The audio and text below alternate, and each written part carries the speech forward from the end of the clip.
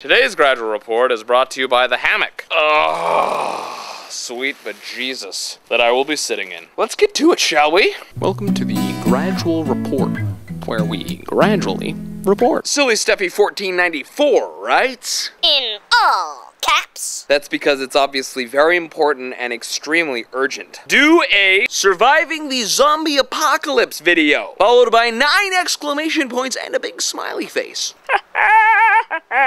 The Zombies Survival Guide. The first thing we need to do is establish what type of zombies we're dealing with. Is it the dead returned to life walking the earth? Or is it some kind of viral scientific infection that is spreading worse than poison ivy on a lesbian love cruise? Ha! Graphic. Since the likelihood of scientists unlocking a viral virus is far more plausible than God's wrath returned to man, we have to assume that the infected are contagious. The thing to do is get out of populated areas. Always the first thing to do. It helps to plan an escape route. I recommend sailboats and big rig vehicles, depending on where you live, of course. I mean, if you live in the middle of the United States and you're completely landlocked, sailboat's not gonna help you much. But if you live near a marina, go down to the marina. Force your way onto the nicest boat, and in the immortal worlds of Enya, Sail away, sail away, sail away, sail away, sail away, sail away.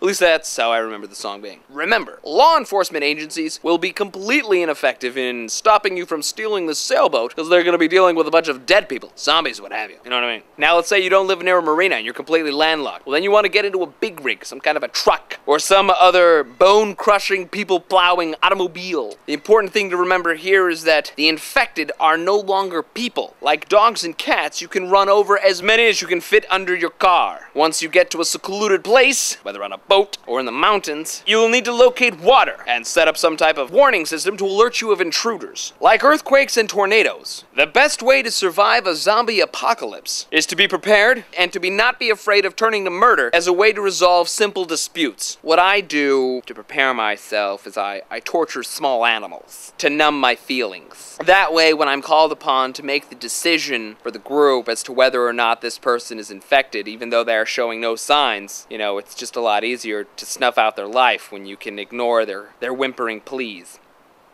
Yeah, I sleep well at night, in case you're wondering. Have you guys met Pete yet? Ooh, terrible. Terrible what happened to Pete, isn't it? Shh! Quietly into the sweet night. Obviously, in your prepared kit, you're gonna need a samurai sword or some other large knife. Guns are usually ineffective in killing zombies. I mean, it may slow them down a bit, but really the only way to kill them is to cut their heads off. This is obvious to everyone.